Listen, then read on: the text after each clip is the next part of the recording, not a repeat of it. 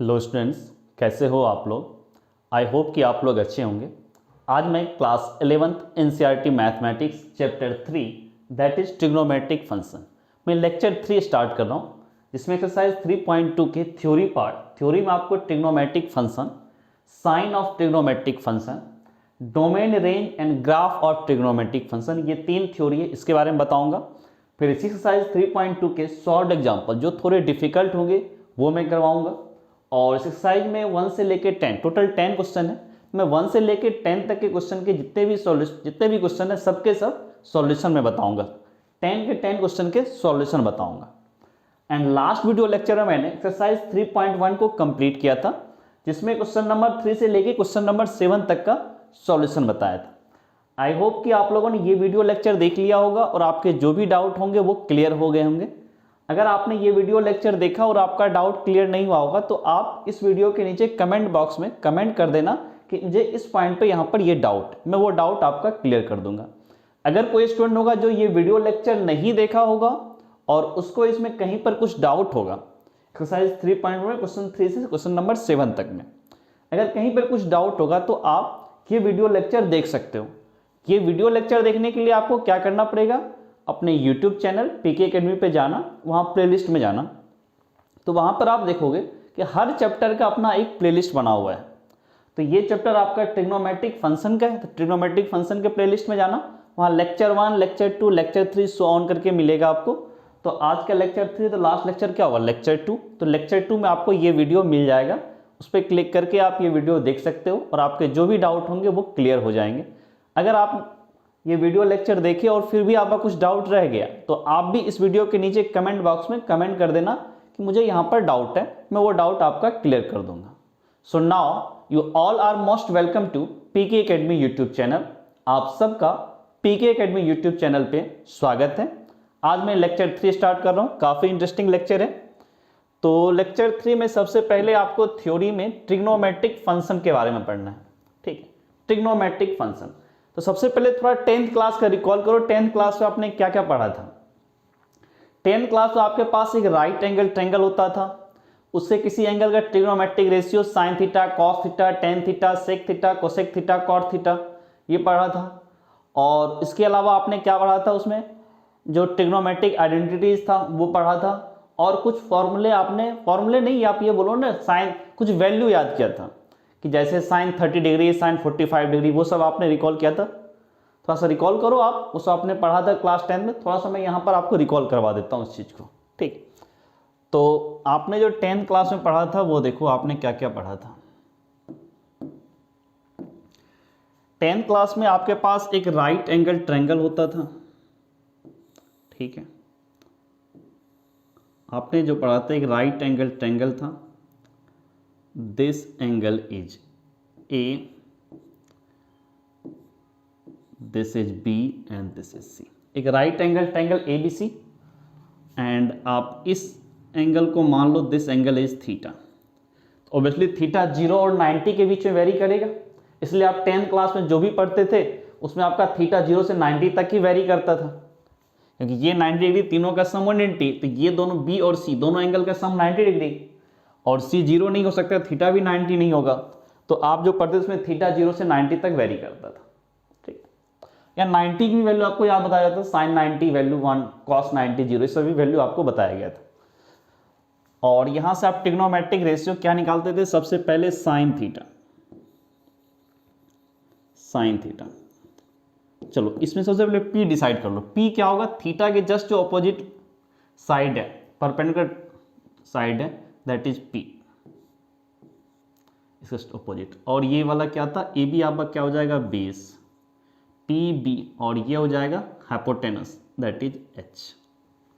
ये standard notation था। तो साइन थीटा इक्वल्स टू आप क्या बोलते थे, P/H, दिस इज P/H, यही बोलते थे, P/H। एंड कॉस थीटा जो आपने 10th क्लास में पढ़ा था, दैट इज B/H। ओके, फिर आपने पढ़ा था टेन थीटा। टेन थीटा पढ़ा था। टेन थीटा क्या होता था, sine theta by cos theta. Sine theta by cos theta. अब sine theta P by H upon B by H करोगे तो ये सिंपल हो जाएगा P by B, P upon B, ये आपका टेन थीटा। नाउ अब अगर मैं इसमें कॉट थीटा की बात कर लो, टेन थीटा तो कॉट थीटा, कॉट थीटा की बात करो, कॉट थीटा क्या होता था 1 by tan theta, 1 by tan theta. आप ये बोलो कॉट थीटा एक्चुअल में क्या था, टेन थीटा का जस्ट रेसिप्रोकल था, 1 by tan theta is cot theta. और अगर टेन थीटा आपका पी बाय बी है तो बी बाय पी होगा cot theta, B by P. Okay, इसके अलावा आपने कोसेक थीटा भी पढ़ा था,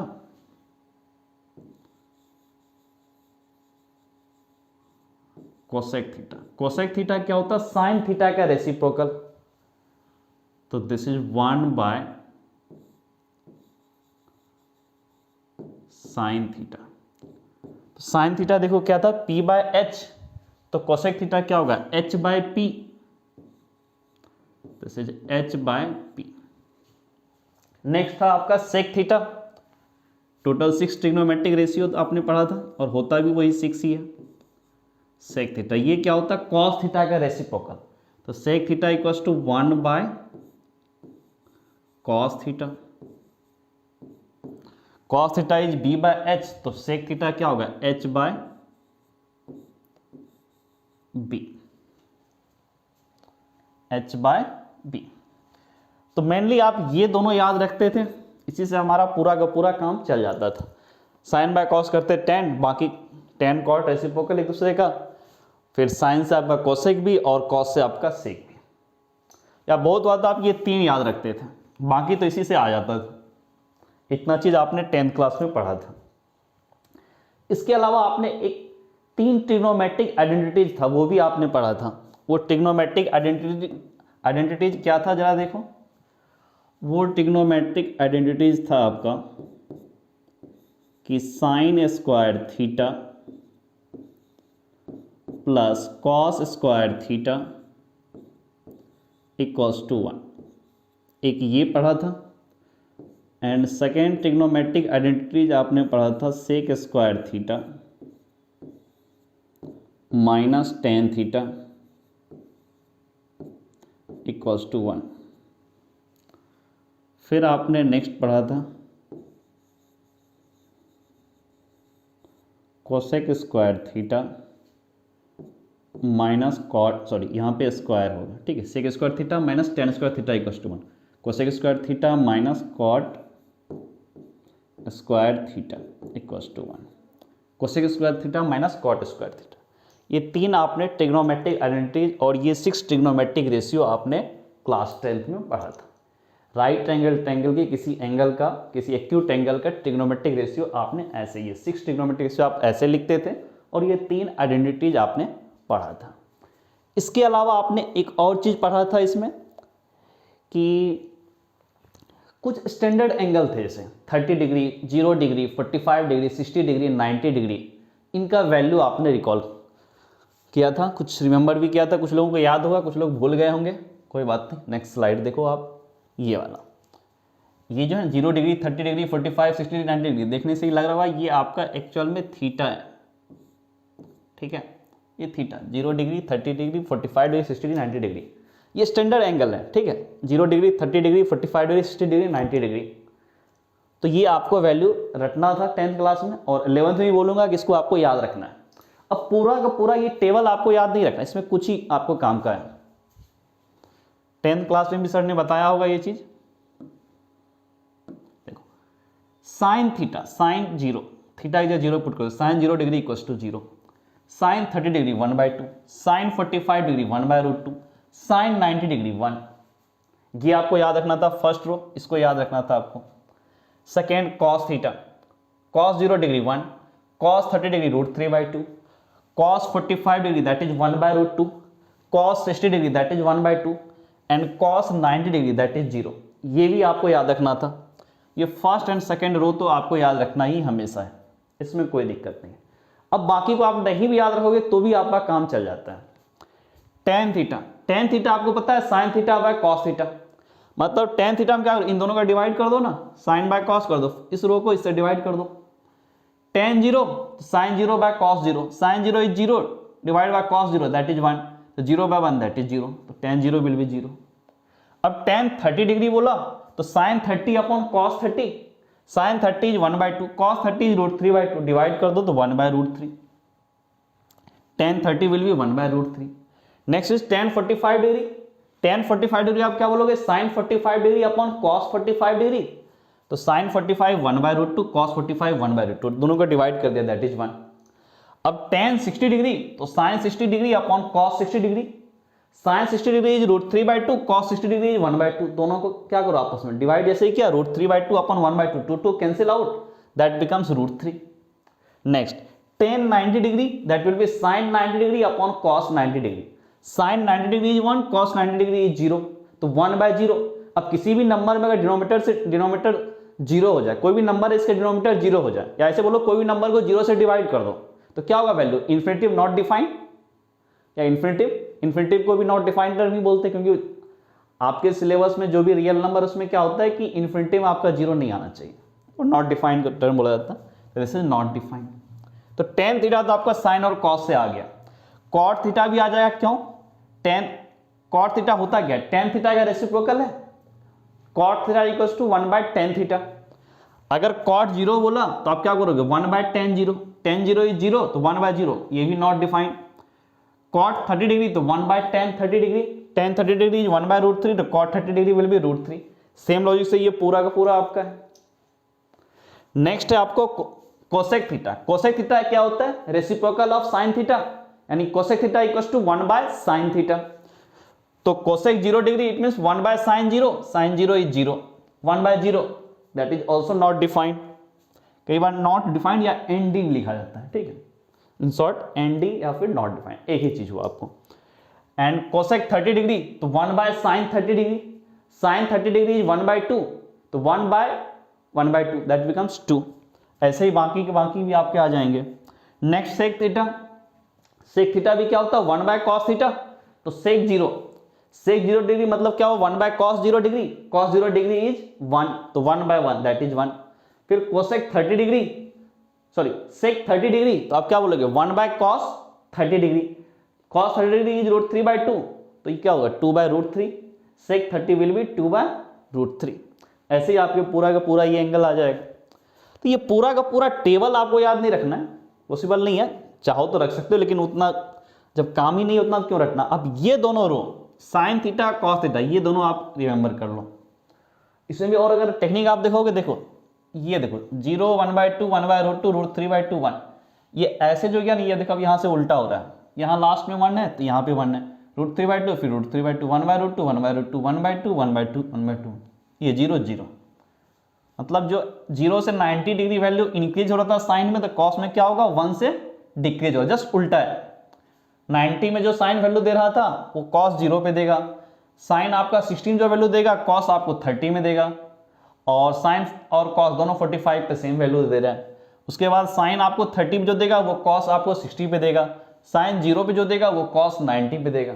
आप एक से भी काम चला सकते हो, बट होता है कि उसमें थोड़ा कंफ्यूजन हो सकता है, तो बेटर ऑप्शन है कि आप ये दोनों रो को रिमेंबर कर लो, उससे tan आ जाएगा, कॉट आ जाएगा, सेक और कोसेक सबके सब आ गए। ये स्टैंडर्ड एंगल है, इसको आपको रिमेंबर करना चाहिए।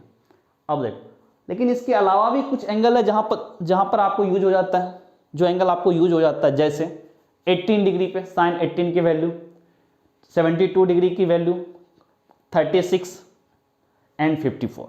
मैथ में ये 4 और यूज होता है, तो जहां पर यूज होगा वहां पर मैं बता दूंगा कि साइन आपके 18 डिग्री की वैल्यू क्या है, कॉस 36 डिग्री की वैल्यू क्या है, जहां पर जरूरत है वहां पर मैं उस चीज़ को बता दूंगा। अभी जो आपको इस एक्सरसाइज 3.2 में भी उसका यूज नहीं है।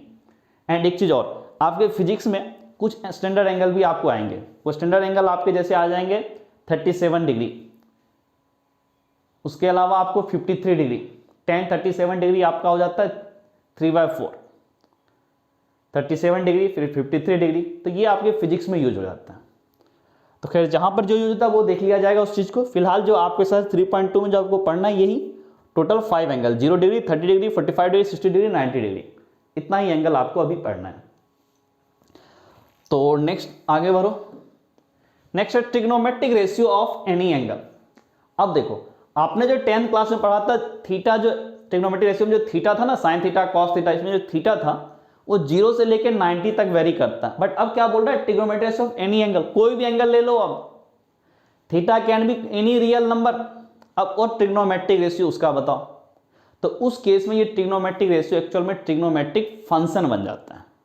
जब आप थीटा को कोई भी रियल नंबर बना देते हो then it becomes trigonometric function. Sine theta, इसका मतलब क्या हुआ, साइन थीटा अगर आप बोल रहे हो तो साइन थीटा अगर बोलते हो इसका मतलब ये हुआ कि that is the function of theta. थोड़ा बहुत रिलेशन फंक्शन का कुछ कंसेप्ट याद होगा। तो sine theta means this is the function of theta, sine x means this is the function of x, tan theta means this is the function of x, sorry theta, ten x means this is the function of x. तो जो आपके angle होंगे वो variable की तरह treat होगा, तो उस केस में उसको बोला जाता है ट्रिग्नोमेट्रिक फंक्शन। अब trigonometric ratio of any angle it means this is the trigonometric function. Actual में इसी को आप ट्रिग्नोमेट्रिक फंक्शन बोलते हो क्योंकि यहाँ पे एंगल को आप वेरिएबल की तरह ट्रीट करते हो, उसका फंक्शन बना देते हो उस ट्रिग्नोमेट्रिक रेशियो को। सो नाउ अब इसको सबसे पहले ऐसे समझो कि एक्स वाई प्लेन है, ठीक है, तो ये रहा आपका एक्स एक्सिस, देख लो ये रहा वाई एक्सिस। अब इसमें एक यूनिट सर्कल ड्रॉ करो जिसका सेंटर ओरिजिन के साथ कोइंसाइड कर जाए। तो ये रहा आपका यूनिट सर्कल और इसका सेंटर देखो यहाँ पे ओरिजिन पे कोइंसाइड किया है ना। इस सर्कल का सेंटर और एक्स एक्सिस वाई एक्सिस, ये जो एक्स वाई प्लेन है इसका ओरिजिन दोनों कोइंसाइड कर गया। Unit circle it means radius is 1, तो ये वाला पॉइंट ए देखो एक्स एक्सिस को जहाँ पे कट किया 1,0 और निगेटिव एक्स एक्सिस में जो कट किया इसको सी लिया है -1,0 और बी देखो वाई एक्सिस को जहाँ पे ये सर्कल कट किया दैट इज 0,1 और निगेटिव वाई एक्सिस जहाँ पे कट किया ये सर्कल दैट इज 0,-1। ये तो अंडरस्टूड है कि अगर आपका यूनिट सर्कल है तो ऐसा कुछ, क्योंकि ये लेंथ 1 होगा, पॉजिटिव है तो 1,0, निगेटिव तो -1,0, ये लेंथ 1 होगा 0,1 और ये भी लेंथ 1 है तो निगेटिव में तो 0,-1। ये क्लास 10th के कंसेप्ट पे आपको क्लियर है ये चीज। अब देखो ले मतलब कुछ ज़्यादा नहीं यूज कर रहा हूँ, कोऑर्डिनेट ज्योमेट्री कुछ भी नहीं यूज कर रहा। कोऑर्डिनेट ज्योमेट्री में ज़्यादा डिटेल से आपको देखना है सर्कल चैप्टर में, फिलहाल सॉरी जो आप 10th क्लास में पढ़े हो उसी को मैं यूज कर रहा हूँ ना। अब इसमें trigonometric ratio of any angle. अब देखो एक इस सर्कल पे एक पॉइंट P लिया A, B, ठीक है, A, B आपने लिया। इस सर्कल के सर्कमफ्रेंस पे एक पॉइंट P लिया, ये वाला पॉइंट, ठीक है, A, B। इसका मतलब x कोऑर्डिनेट A है, y कोऑर्डिनेट B है। इट मीन्स आप ये भी बोल सकते हो ये जो OM है ना, OM इसकी लेंथ आपकी A है और ये जो PM है ना, ये क्या हुआ P से एक परपेंडिकुलर लाइन M ड्रॉ किया that length is B, already B यहाँ पे मेंशन है। और ये जो एंगल है इसको मान लो x, ठीक है, तो OMP एक राइट एंगल ट्रायंगल है, OMP एक राइट एंगल ट्रायंगल है, तो यहां से आप sin x लिख सकते हो क्या, दिस इज sin x। अब sin x क्या होगा देखो P/h, तो जस्ट ऑपोजिट में क्या है B, ये लेंथ B और ये लेंथ 1, तो this is B divide by 1, so this is equals to B। Next is cos x। cos x क्या होता है, base upon hypotenuse, this is base OM that is A upon 1, this is A upon 1, so this is equals to A। It means unit circle अगर ये है तो आप यहाँ पर sin x की वैल्यू B, cos x की value A, इतना आप बोल सकते हो। और ये P पॉइंट इस सर्कमफ्रेंस पे मूव कर रहा है, P जहाँ जहाँ मूव करेगा वैसे वैसे एंगल, जैसे जैसे P मूव करेगा वैसे ये एंगल भी वेरी करेगा। P अगर यहाँ पे आ गया तो ये x क्या होगा देखो, जब P इस A पॉइंट पे कोइंसाइड कर गया तो क्या हो जाएगा, ये 0 होगा, फिर P B पे आया तो ये एंगल 90 होगा, P अगर C पे आया तो 180 होगा, ऐसे ये डिफरेंट एंगल x रिप्रेजेंट करेगा, क्योंकि बोला भी trigonometric ratio of any angle. जैसे जैसे P मूव करेगा वैसे वैसे x भी मूव किया, x की भी वैल्यू बढ़ेगा घटेगा जैसे जैसे P का रोटेशन होगा, एंड जैसे जैसे P मूव करेगा वैसे वैसे ये P का जो कोऑर्डिनेट है A एंड B वो भी दोनों भी वेरी करेगा, वो दोनों भी चेंज होता रहेगा। उसी तरह से sin x की value B and cos x की वैल्यू A, ए और बी दोनों चेंज अगर होता रहा तो साइन एक्स और कॉस एक्स भी आपका चेंज होता रहेगा। इतना चीज तो क्लियर है। नाउ अब इसमें सबसे पहले आप क्या करो, कैसे कैसे वेरी करा उस चीज को पहले चेक करो। सबसे पहले आप इस P पॉइंट को यहां पर A के पास ले आ जाओ, इस P पॉइंट को आप यहां पर लेके आ जाओ, ठीक है, A पे। अगर आप इस A पे लेके आते हो P पॉइंट को तो क्या होगा, P A पे कोइंसाइड कर गया। उस केस में ये x की वैल्यू क्या होगा, P अगर यहां गया तो ये जो एंगल x है दैट विल बी 0। उस केस में आपका साइन 0 आ जाएगा, x की जगह 0 तो साइन 0 डिग्री। साइन 0 डिग्री का मतलब क्या हुआ, साइन x इज b। अब x की जगह 0 डिग्री पुट किया तो साइन 0 डिग्री इज b की वैल्यू क्या होगा, अगर ये यहां पे आ गया तो ये p जो है आपका a पे कोइंसाइड कर गया, m भी a पे कोइंसाइड कर गया, तो p और m की लेंथ वही तो b था, that will B 0। So this is 0। इसका मतलब साइन 0 डिग्री की वैल्यू 0 होता है। ये आपको याद भी है 10th क्लास का कंसेप्ट, पिछला लास्ट जो आपका लास्ट स्लाइड का जो टेबल था उसमें भी साइन 0 डिग्री 0। नेक्स्ट आप देखो cos 0 degree, cos 0 degree, cos 0 degree, cos x is a, x की वैल्यू 0 डिग्री आया तो कॉस 0 डिग्री इज ए। अब यहां पर अगर पी ए पे आ गया तो ए की वैल्यू कितनी होगी, ए एक्चुअल में ओ एम की लेंथ थी, एम आपको ए पे कोइंसाइड किया तो इस ओ एम की लेंथ क्या होगा, जो रेडियस होगा दैट इज 1, तो कॉस 0 डिग्री इज 1। ये भी आपके लास्ट टेबल में आप देख चुके हो, कॉस 0 डिग्री 1 और 10th क्लास में आप रिमेंबर भी कर चुके हो, कॉस 0 डिग्री इज 1 ना।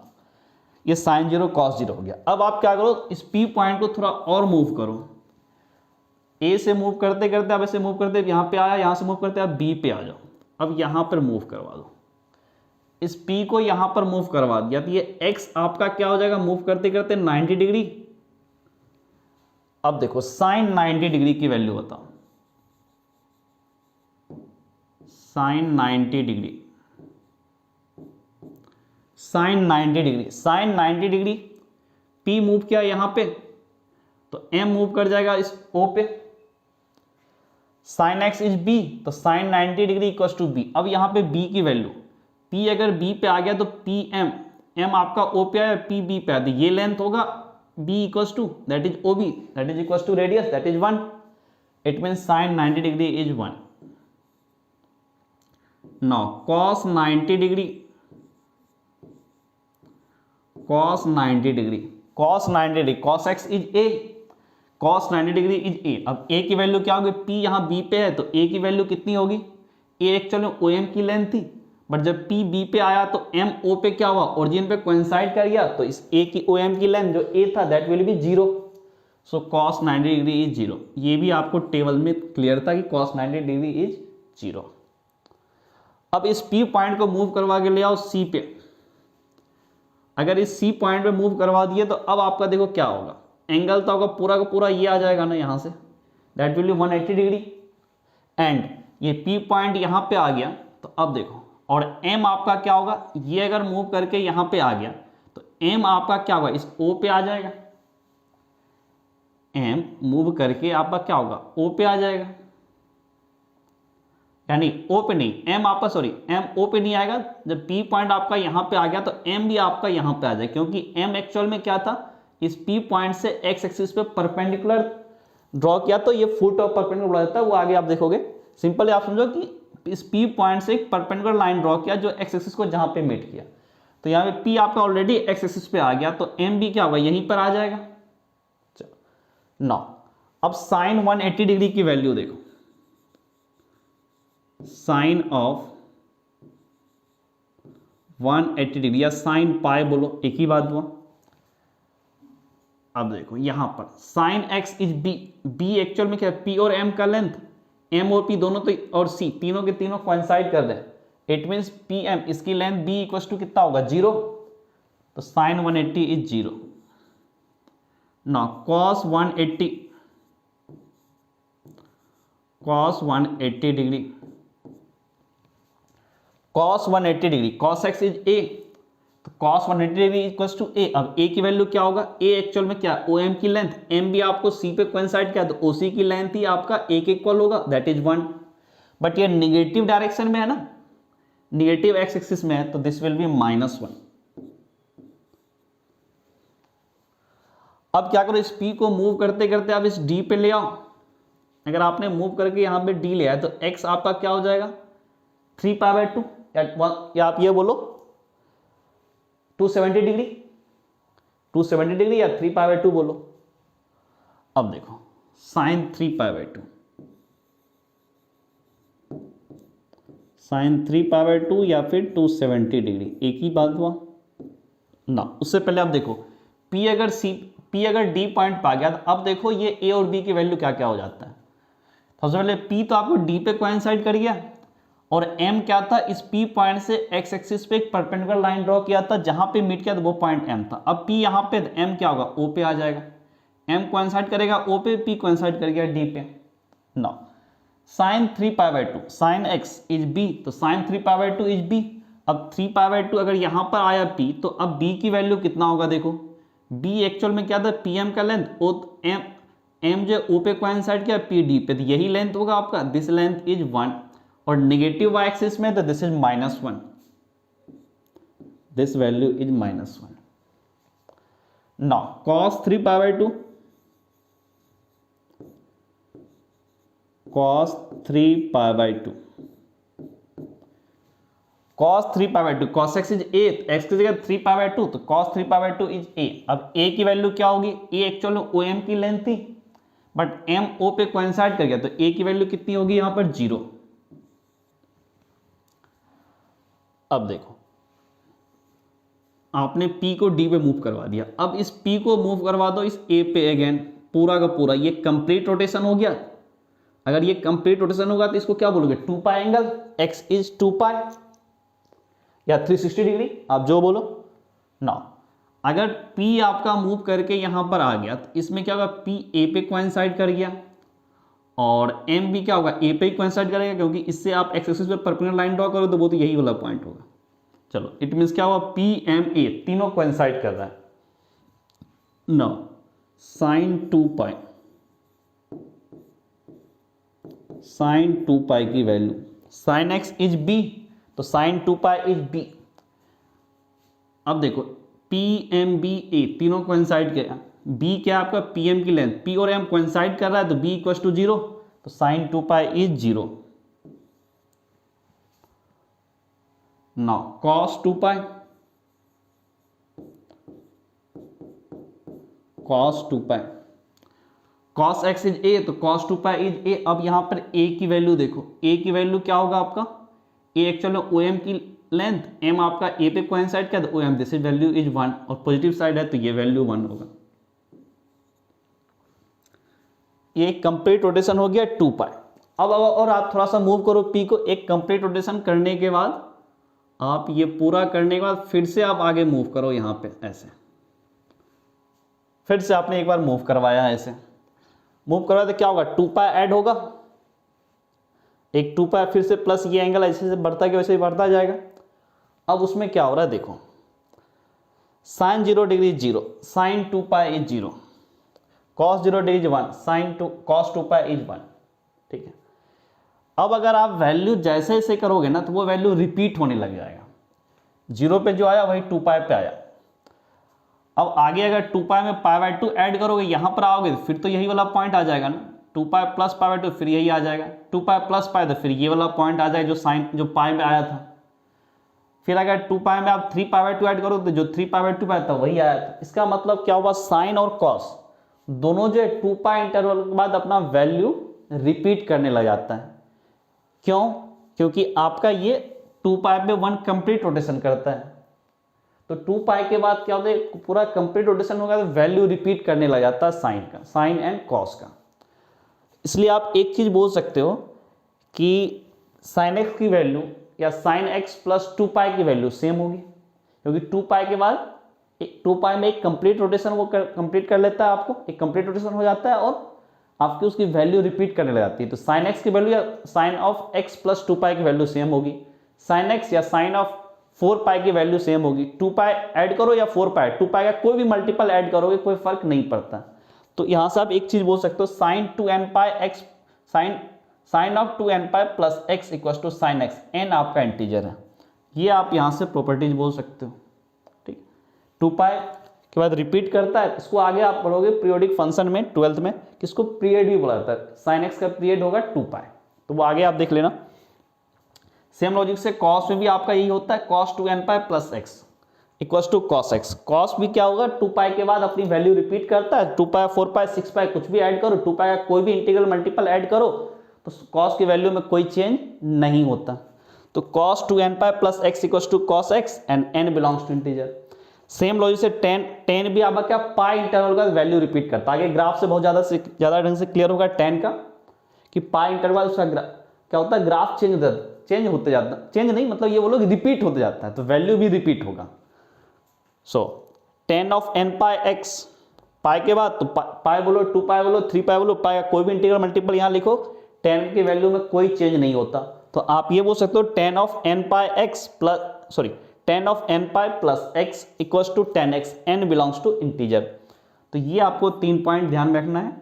साइन और कॉस 2π के बाद वैल्यू उसकी रिपीट होती है, और tan का आपको पाई इंटरवल के बाद वैल्यू रिपीट करती है। तो sin x में आप 2nπ ऐड कर लो, या cos x में 2nπ ऐड कर लो, या tan x में nπ ऐड कर लो, वैल्यू में कोई चेंज नहीं होता।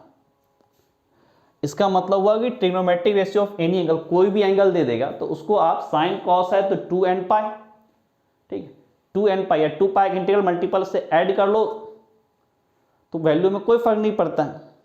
इंटीग्रल मल्टीपल आप जो है ना 2π में +1 से भी मल्टीप्लाई कर सकते हो या -1 से भी मल्टीप्लाई कर सकते हो, कोई फर्क नहीं पड़ता। तो आप साइन और कॉस में क्या है कि जो भी एंगल दे दिया, कोई भी एंगल दे दिया, उसको आप कन्वर्ट करो 2π के इंटीग्रल मल्टीपल प्लस समथिंग में, और वो समथिंग आपका 0 से 90 डिग्री तक में ले आओ। ओके, प्लस या माइनस करिए, कोई दिक्कत नहीं होता। tan में आप क्या करो, पाई का integral multiple plus minus something ले आओ, उसमें कन्वर्ट कर लो, और tan में पाई का इंटीग्रल मल्टीपल, और साइन और कॉस में 2π के इंटीग्रल मल्टीपल, उसमें वैल्यू में कोई चेंज नहीं आता, तो वहां से आप वैल्यू फाइंड कर सकते हो। थोड़ा सा कॉम्प्लिकेटेड लग रहा होगा कि कहना क्या चाह रहा हूं मैं इससे, तो कुछ एग्जांपल के थ्रू इस चीज़ को आप क्लियर कर लो।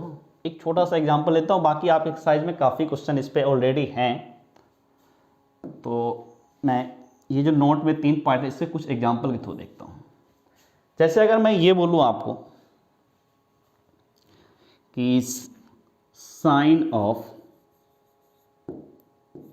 बहुत ही सिंपल मैं ले रहा हूं 5π, ऐसे 5 नहीं, आप ऐसे ले लो 9π/4, 9π/4, साइन ऑफ 9π/4, इसकी वैल्यू बतानी है। अब ये कोई स्टैंडर्ड एंगल तो है नहीं, तो साइन ऑफ 9π/4 को मैं ये लिख सकता हूं साइन ऑफ 2π प्लस π/4, तो मैं बोल सकता हूं 9π/4 को 2π प्लस π/4 बोल सकता हूं। अब आपको पता है कि साइन ऑफ 2π प्लस π/4 बोलूं या साइन ऑफ π/4 बोलो, दोनों तो सेम होगा, क्योंकि 2π के बाद वैल्यू रिपीट करता है, तो आप इसको आप बोल सकते हो दिस इज साइन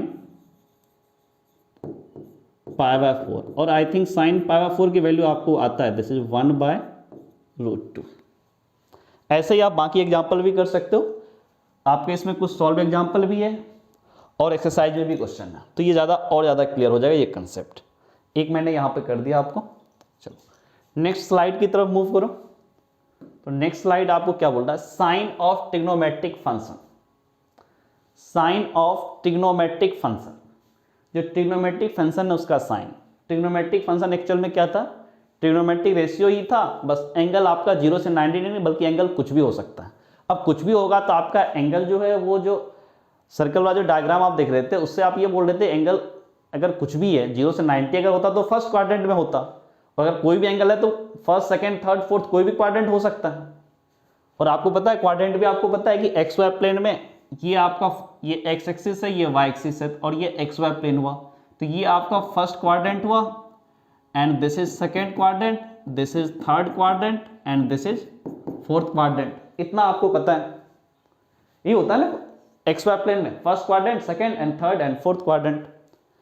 बट आपके 10th क्लास में आपका एंगल सिर्फ इसी फर्स्ट क्वाड्रेंट में होता था, sine cos tan sec cosec cot, 6 के 6 ट्रिग्नोमेट्रिक रेशियो आपके पॉजिटिव होते थे। फर्स्ट क्वाड्रेंट में अगर एंगल है तो all trigonometric ratio are positive, और अगर सेकेंड क्वाड्रेंट में तो sine and cosec positive, rest are negative. Sine और cosec, sine theta cosec theta, अगर थीटा आपका सेकेंड क्वाड्रेंट में आया तो साइन एंड कोसेक वो पॉजिटिव देगा, बाकी जितने भी ट्रिग्नोमेट्रिक रेशियो आपके कॉस थीटा, सेक थीटा या टेन थीटा, कॉट थीटा सबके सब नेगेटिव होंगे।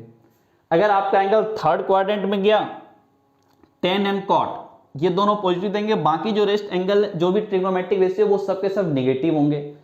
अगर फोर्थ क्वाड्रेंट में आपका एंगल गया तो कॉस एंड सेक वो पॉजिटिव होंगे और बाकी जो भी ट्रिग्नोमेट्रिक रेशियो वो सबके सब आपके नेगेटिव होंगे।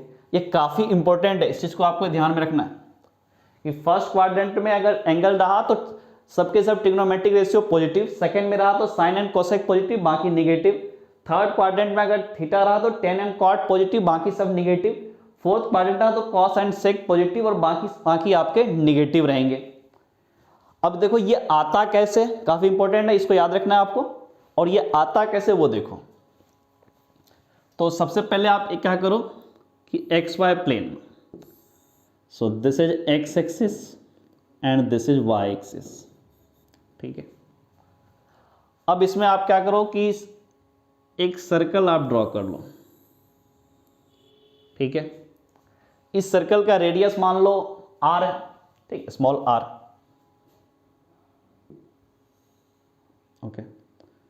ये पॉइंट P है और ये ओरिजिन, तो OP की लेंथ r है, कोई दिक्कत नहीं है इसमें, ठीक है। नाउ इस P पॉइंट का कोऑर्डिनेट मान लो आप स्मॉल x, y, ठीक है, x, y। इसका मतलब हुआ इस P पॉइंट का coordinate x, y। And now अब इस P से क्या करो, x एक्सिस पे एक परपेंडिकुलर लाइन ड्रॉ करो, ठीक है। और इस पॉइंट को आप मान लो M, तो अब यहां से क्या बोलोगे, OM की लेंथ x होगा और ये PM की लेंथ y होगा आपका, ये वाली लेंथ आपका y होगा और ये वाली लेंथ आपका x होगा। इतना आपको क्लियर है। और ये मान लो एंगल OP जो है x एक्सिस के साथ एंगल आपका बना रहा है थीटा। इतना क्लियर है आपका। नाउ अब ये r एंड xy में क्या रिलेशन होगा, तो आप क्या बोलोगे कि r equals to square root of X square plus Y square, Pythagoras theorem से R square equals to X square plus Y square, ठीक है। R equals to square root of X square plus Y square, but इतना तो जरूर बोलोगे कि ये हमेशा ग्रेटर देन जीरो ही होगा। कुछ ना कुछ एक्स और वाई की तो वैल्यू होगी, ऐसा तो नहीं दोनों भी जीरो हो जाए, ऐसा तो नहीं हो सकता। आर इक्वल्स टू जीरो भी नहीं हो सकता, क्योंकि आर जीरो हुआ तो क्या हुआ, ये और ये जीरो हो जाए, परपेंडिकुलर बेस दोनों जीरो हो जाए, ऐसा तो होगा नहीं अगर ट्रायंगल है वो तो। It means r is greater than zero. अब ये एक्स और वाई, एक्स वाई तो आपका पॉजिटिव नेगेटिव कुछ भी हो सकता है, डिपेंड करता है ये पी पॉइंट कौन से क्वाड्रेंट में। फर्स्ट क्वाड्रेंट में रहा तो x y positive, second quadrant में रहा तो आपका x negative y positive, third में रहा एक्स एंड वाई दोनों नेगेटिव, फोर्थ में रहा तो आपका x positive but y negative हो जाएगा।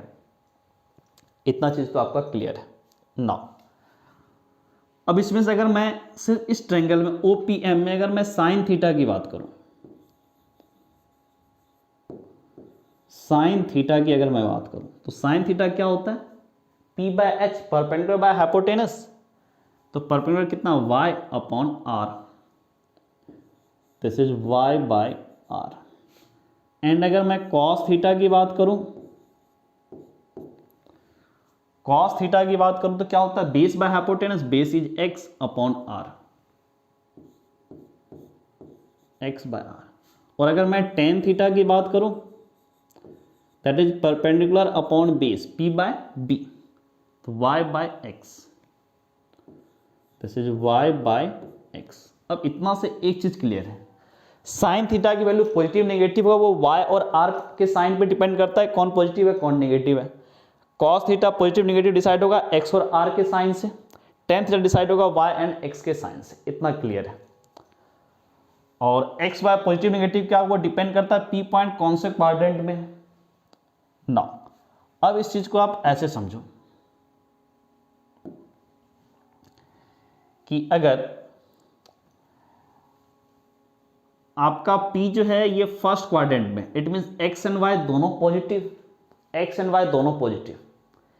आर तो आपका पॉजिटिव है ही, एक्स भी पॉजिटिव, वाई भी पॉजिटिव, आर भी पॉजिटिव, तीनों के तीनों पॉजिटिव आ गए। पी अगर फर्स्ट क्वाड्रेंट में है तो एक्स वाई एंड आर तीनों के तीनों पॉजिटिव।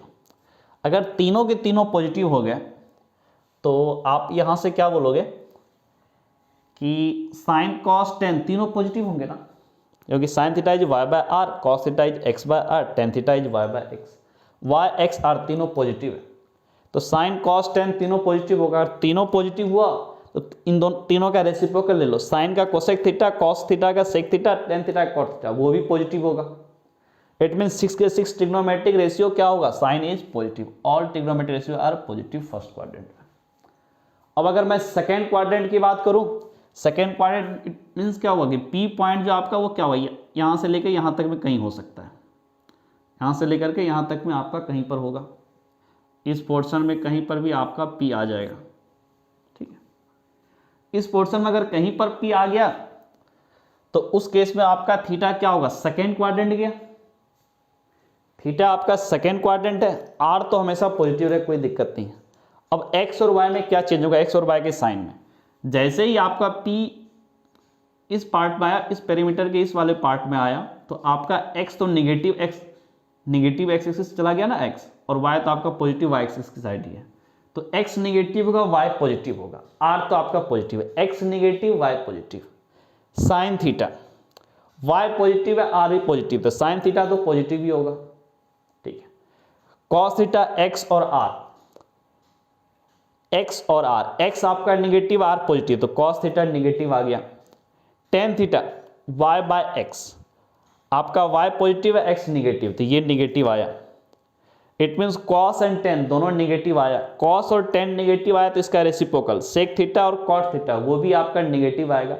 साइन थीटा पॉजिटिव आया तो साइन का रेसिप्रोकल कोसेक थीटा वो भी पॉजिटिव आएगा। तो सेकेंड क्वाड्रेंट में साइन एंड कोसेक पॉजिटिव, बाकी रेस्ट निगेटिव। अब इस पी पॉइंट को मूव करवा दो ये थर्ड क्वाड्रेंट में, इधर आपने इधर मूव करवा दिया थर्ड क्वाड्रेंट में। पी अगर थर्ड क्वाड्रेंट में आ गया, पी पॉइंट मूव करके, तो थीटा भी आपका क्या होगा, यहां से पाई से लेके 3π/2 के बीच में आया, यहां पे आ जाएगा।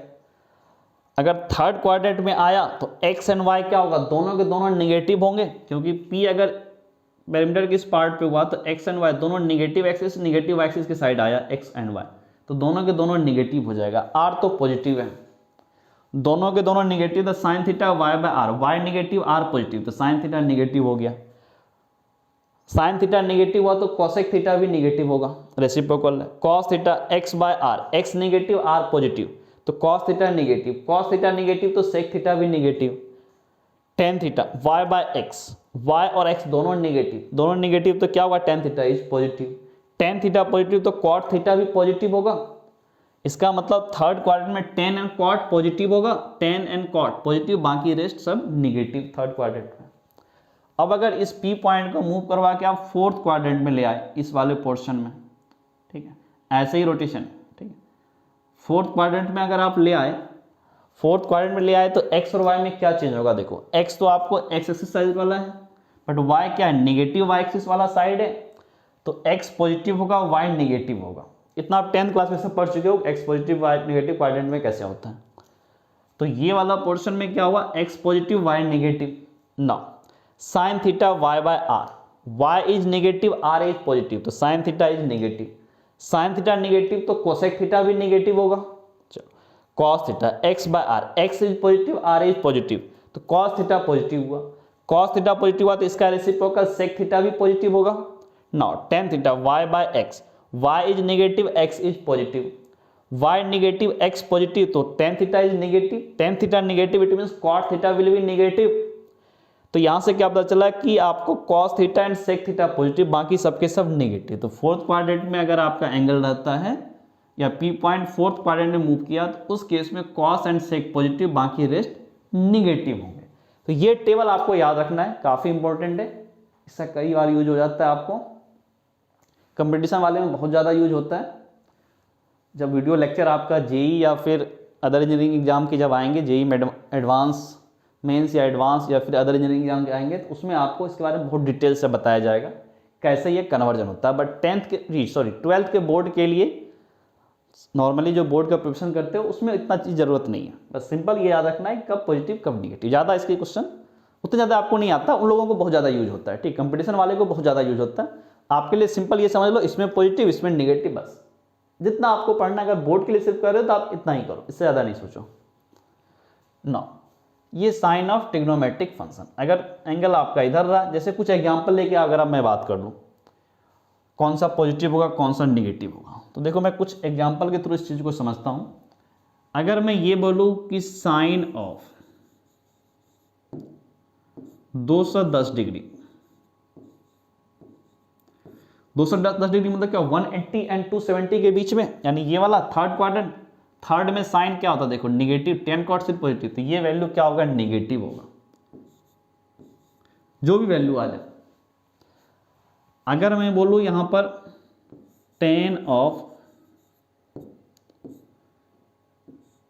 345 डिग्री, हमें नहीं पता 345 डिग्री की वैल्यू क्या होगा, सिंपल अगर चेक करना हो पॉजिटिव निगेटिव, यहां तक एंगल 270 होगा और यहां तक आपका 360, 270 360, इट मीन्स क्या होगा 345 आपका यहीं पर कहीं आ जाएगा। और ये फोर्थ क्वाड्रेंट में tan क्या होता है देखो, यहां से cos सेक पॉजिटिव बाकी निगेटिव, तो ये भी निगेटिव हो गया। अब अगर मैं बात करूं सेक ऑफ 350 डिग्री, 350 डिग्री,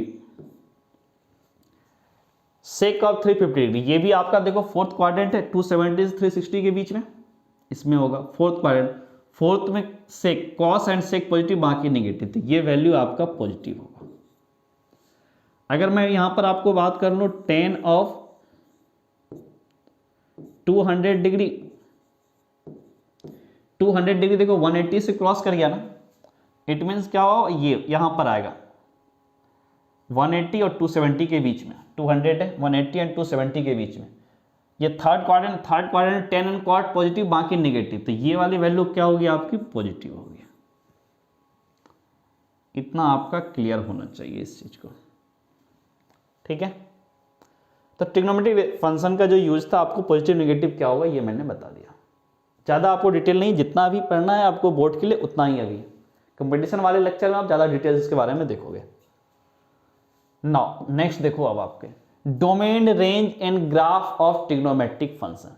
कुछ ट्रिग्नोमेट्रिक फंक्शन जो है आपके 6 ट्रिग्नोमेट्रिक रेशियो, वही तो ट्रिग्नोमेट्रिक फंक्शन कन्वर्ट हुआ, क्योंकि एंगल आपने थीटा की वैल्यू कोई भी रियल नंबर ले लिया, तो उस केस में आपके ग्राफ क्या होंगे, डोमेन क्या होगा, रेंज क्या होगा। डोमेन रेंज के बारे में आपने रिलेशन एंड फंक्शन चैप्टर में देख चुके हो। डोमेन क्या होता है, एक एक्स की वो वैल्यू जिसपे आपका फंक्शन डिफाइंड है, that is the domain. Range क्या होता है, जो फंक्शन जो वैल्यू ले सकता है, जो वैल्यू गेन कर सकता है, all the possible value of function are called range. Function की जो पॉसिबल वैल्यू उनका कलेक्शन इज कॉल्ड रेंज, और एक्स की वैल्यू जिस पे आपका फंक्शन डिफाइंड है उसको आप लोग डोमेन बोलते थे। So now y equals to sine x, पहला ट्रिग्नोमेट्रिक फंक्शन है y equals to sine x.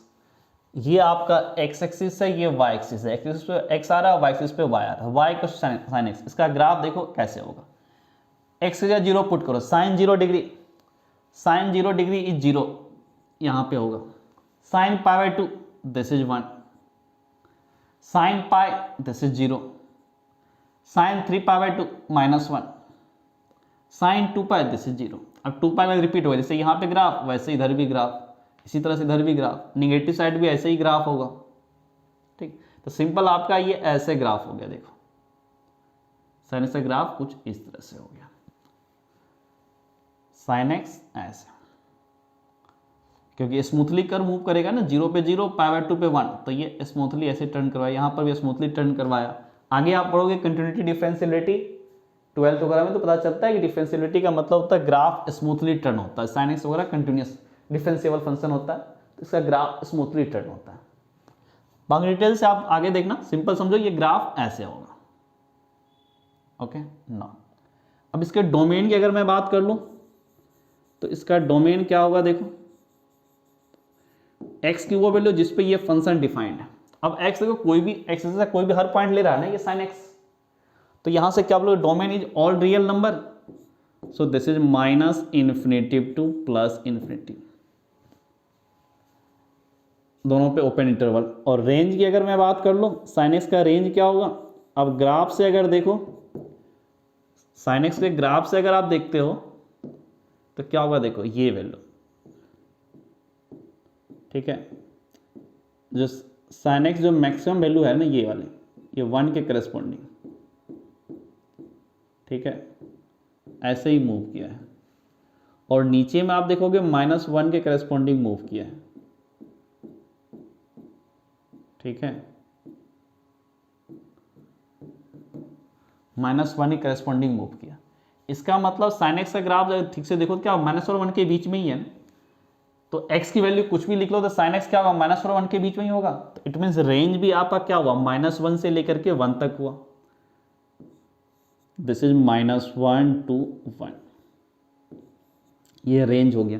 Next आपको y equal to cos X, इसका ग्राफ देखो, cos y equal to cos X, X की वैल्यू 0 पुट करो, cos 0 that is 1, cos π/2 that is 0, cos π that is -1, cos 3π/2 that is 0, cos 2π that is 1।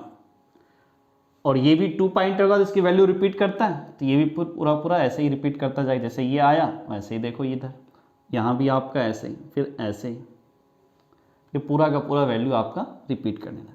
Sir graph कैसे हुआ, देखो ऐसे, ठीक है, ऐसे। अगर साइन के साथ इसको कंपेयर करो ना, देखो साइन एक्स में आपका क्या है, यहाँ 0 से पास हो रहा है, बस ये क्या हुआ, 0 से नहीं, बस थोड़ा सा इधर शिफ्ट हो गया। इस ग्राफ को थोड़ा सा इधर शिफ्ट कर दोगे ना, तो देखो यहाँ पे आ गया ना, जो ये जो कर्व है आपका ब्लू कलर का, जो यहाँ पे आया था वो एक्चुअल में यहाँ पे आ गया कॉस में, देखो तो ये थोड़ा सा यहाँ पर आ गया, तो ये ऐसे मूव करिए, थोड़ा सा ऐसे हो गया। इसे सिंपल समझो कि साइन एक्स में ग्राफ एक ही जैसा होगा, बट साइन एक्स में क्या होगा, ओरिजिन से पास कर जाता है, कॉस एक्स में ओरिजिन से पास नहीं करता है। ग्राफ दोनों का लगभग सेम होता है, थोड़ा प्रैक्टिस करोगे तो ये रिकॉल हो जाएगा कैसे ग्राफ बनता है इसका, ऐसे, this this this this is the cos x.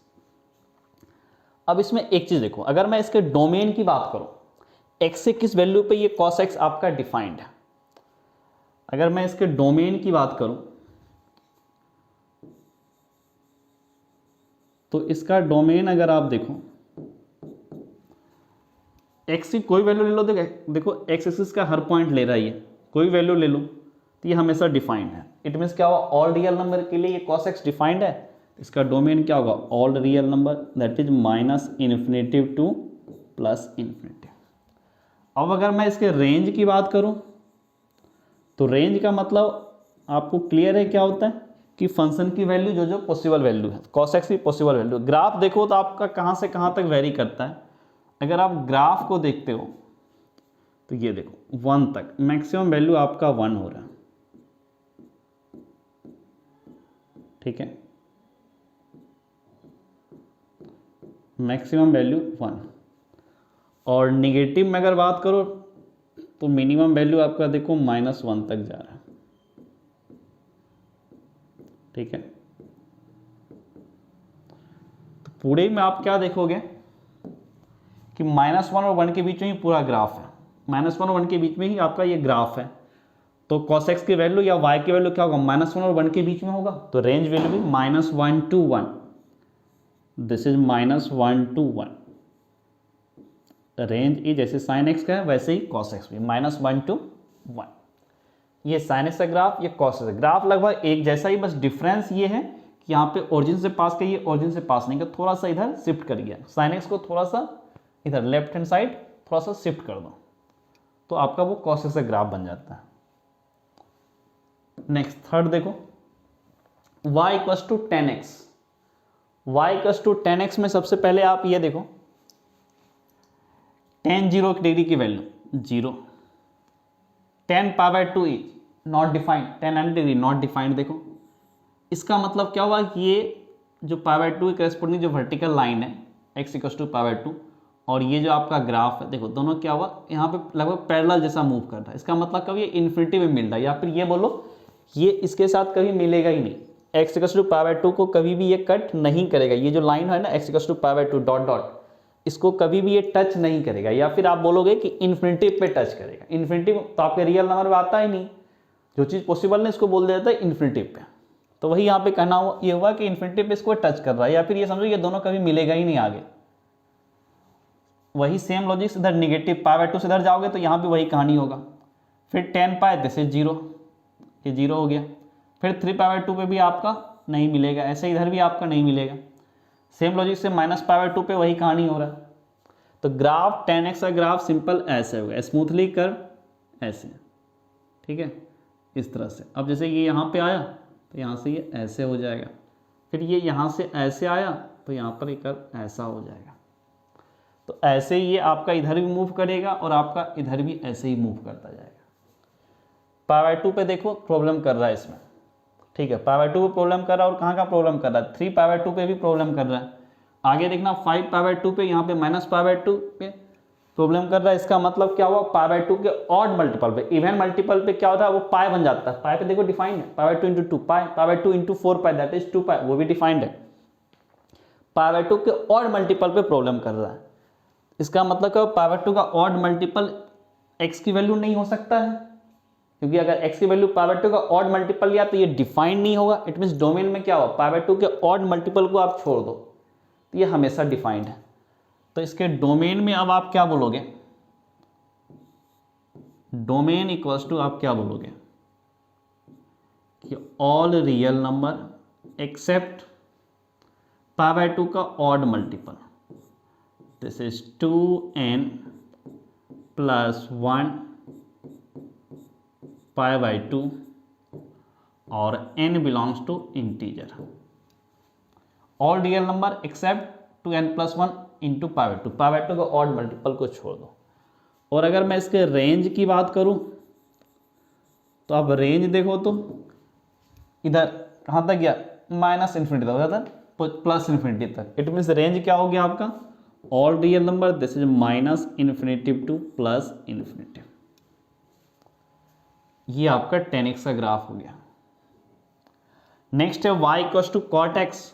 तो y = cot x का ग्राफ देखो आपका क्या होगा, cot 0 डिग्री इज इन्फिनिटिव या not defined, cot π/2 this is 0,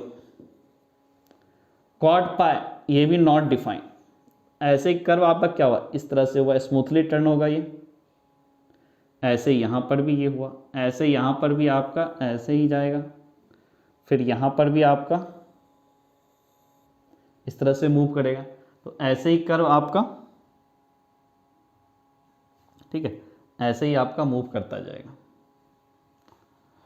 या फिर इसको थोड़ा सा आप टिक कर लो, ये हल्का सा गड़बड़ लग रहा है। कर्व आपका कुछ ऐसे आएगा, ऐसे ऐसे, ठीक है। तो यहाँ पर भी अगर आप ठीक से देखो तो आपको 0 पे प्रॉब्लम कर रहा है, पाई पे प्रॉब्लम कर रहा है, 2π पे कर रहा है प्रॉब्लम, फिर 3π पे, फिर -π पे। देखो ना यहाँ पे देखो पाई पे क्या हुआ, ये भी देखो, यहाँ पर देखो, फिर यहाँ देखो, हर जगह इशू आ रहा है, यहाँ भी इशू आ रहा है, यहाँ भी इशू आ रहा है। पाई के इंटीग्रल मल्टीपल पे cot x में क्या हो रहा है, x की वैल्यू नहीं हो सकता क्योंकि वहाँ पर ये आपका ग्राफ में आ ही नहीं रहा है। तो अब इसके डोमेन में आप क्या बोलोगे, डोमेन क्या बोलोगे, कोई भी रियल नंबर ले लो बट पाई का इंटीग्रल मल्टीपल मत लो। तो this is all real number accept n π, और n आपका क्या है, इंटीजर है। अब अगर मैं इसके रेंज की बात करूं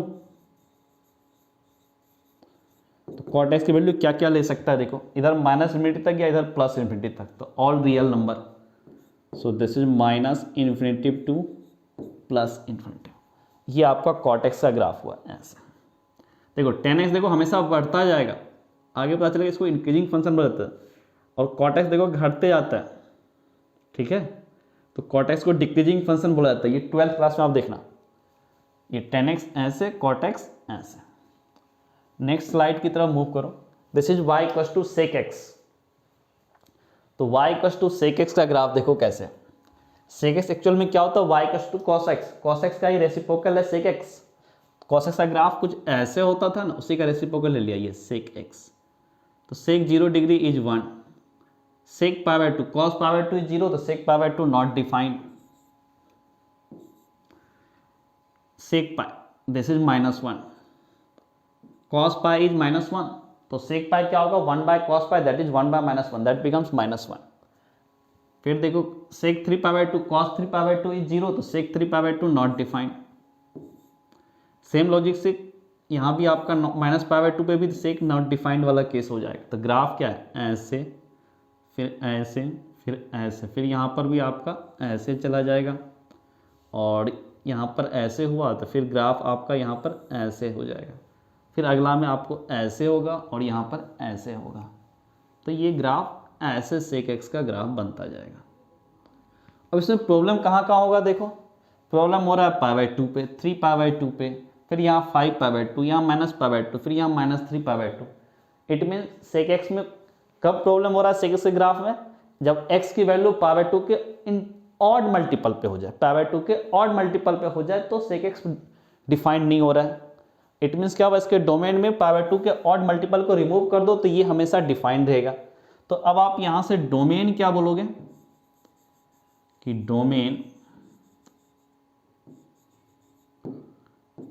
डोमेन इक्वल्स टू,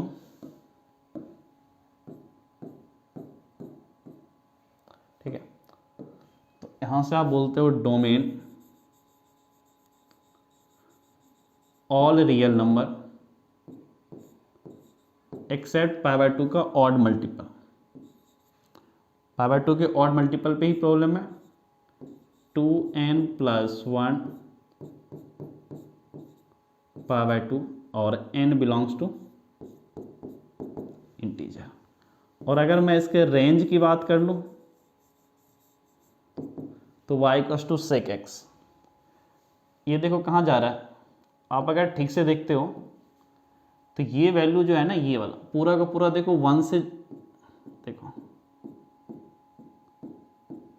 1 से ऊपर है और ये वाली वैल्यू देखो -1 से नीचे। ये वैल्यू क्या हो, 1 से ऊपर और ये -1 से नीचे, तो -∞ to -1 और ये 1 to ∞।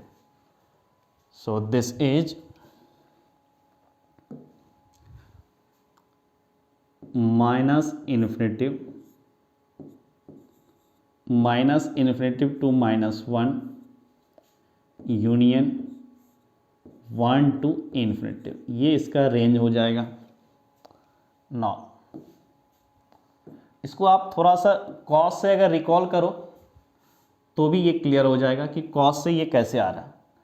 आपको ये पता है कि सेक की जो वैल्यू होती है 1/cos ही होता है आपका, एंड कॉस आपका -1 से 1, -1 से 1, सबसे पहले 0 से 1 में देख लो। अगर 1 में डिनोमीटर है और डिनोमीटर 0 और 1 के बीच में वेरी कर रहा है, क्योंकि डिनोमीटर आपका कॉस है, तो वैल्यू क्या होगा, 1 से बड़ा होगा, इसलिए 1 to ∞। नेगेटिव में वही लॉजिक, -∞ to -1। तो simple range is -∞ to -1, 1 to ∞। ये ग्राफ से भी आपको दिख रहा है। ग्राफ सिंपल आपको ऐसे, इस तरह से और ऐसे जाएगा। नेक्स्ट है y = cosec x। ये sin x का रेसिप्रोकल है, तो सबसे पहले ये देख लो cosec 0 डिग्री नॉट डिफाइंड, क्योंकि cosec x 0 डिग्री का मतलब क्या हुआ, 1/sin 0 degree, sin 0 degree is not defined, 0, sin 0 degree is 0, तो cosec 0 degree is not defined. देखो इन्फिनिटी की तरफ चला गया।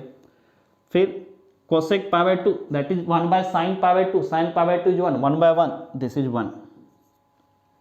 Now cosec pi means 1/sin pi, sin pi is 0, sin pi is 0, 1/0 not defined. देखो इधर गया, यहाँ भी ऐसे ही होगा। फिर cosec 3 π/2 means 1/sin 3 π/2, sin 3 π/2 is -1, 1/-1, this becomes -1। फिर आपका cosec 2π is 1/sin 2π, sin 2π is 0, तो cosec 2π कितना हुआ, 1/0, दैट इज नॉट डिफाइंड। तो ये ग्राफ कुछ ऐसे हुआ, ठीक है। फिर यहाँ भी आपका कुछ इस तरह से ऐसे ही चला जाएगा, और यहाँ पर वह ग्राफ ऐसे हुआ तो कुछ ग्राफ ऐसे ही निकल जाएगा, ग्राफ इस तरह से, ठीक है, ऐसे ऐसे ऐसे, ठीक। यहाँ भी देखो 0 से 2π, देखो ग्राफ रिपीट कर, जैसे यहाँ बना ना वैसा ही ग्राफ इधर ही बनेगा और इधर ही बनेगा। इसलिए कोसेक और साइन दोनों 2π के इंटरवल के बाद रिपीट करता है, क्योंकि साइन रिपीट किया तो कोसेक भी रिपीट करेगा, कॉस रिपीट कर रहा है, 2 पाई के बाद जो आपको थ्योरी ये पहले की स्लाइड में जो मैंने बताया था साइन कॉस 2 पाई इंटरवल रिपीट करता है, साइन अगर 2 पाई के बाद रिपीट करता है तो कोसेक भी वैल्यू अपना रिपीट करेगा, जस्ट रेसिप्रोकल होता है। कॉस रिपीट करेगा तो सेक भी रिपीट करेगा, टेन और कॉट तो दोनों पाई पे रिपीट करता है, टेन रिपीट किया तो कॉट भी रिपीट करेगा। ये आपका ग्राफ हो गया y = कोसेक x का। अब इसके डोमेन रेंज की बात करो, डोमेन में प्रॉब्लम देखो क्या हो रहा है, 0 पे प्रॉब्लम हो रहा है, पाई पे प्रॉब्लम हो रहा है, 2 पाई पे प्रॉब्लम हो रहा है यहाँ पे, फिर आगे 3 पाई पे, फिर यहाँ पे -पाई पे, यहाँ पे प्रॉब्लम हो रहा है। तो क्या देख रहे हो, पाई के इंटीग्रल मल्टीपल पे प्रॉब्लम हो रहा है, इट मीन्स पाई के इंटीग्रल मल्टीपल पे डिफाइंड नहीं है। तो अब आप इसके डोमेन को क्या बोलोगे कि domain all real number except pi का इंटीग्रल मल्टीपल, तो r - n पाई, और आप n को क्या बोलोगे, n belongs to integer, n belongs to integer. अब अगर मैं इसके रेंज की बात करूं, इसके रेंज की बात करूं तो रेंज देखो इसका ग्राफ कहां से कहां तक वेरी कर रहा है। अगर ऊपर में देखोगे तो आप 1 से ऊपर ही रहता है वैल्यू, ठीक है। थोड़ा सा ग्राफ टेढ़ा हो गया, ठीक है, इधर ग्राफ ठीक है,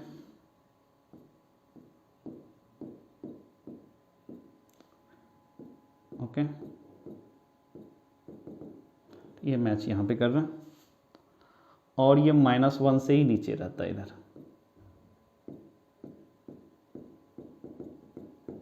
ठीक है, ओके। ना ये -1 से इधर और ये 1 से ऊपर, तो 1 to ∞, और इधर कितना हुआ, -1 to -1।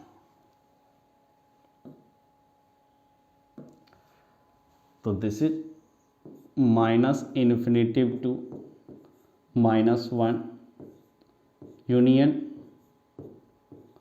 1 to ∞। ये y = कोसेक x का ग्राफ हुआ, ऐसे ऐसे ऐसे और इस तरह से, ये y = कोसेक x। ये जो 6 ग्राफ है ना, ये ग्राफ ड्रॉ करने के लिए आपको आना चाहिए। ग्राफ ड्रॉ कर लिए तो डोमेन रेंज भी क्लियर हो जाएगा।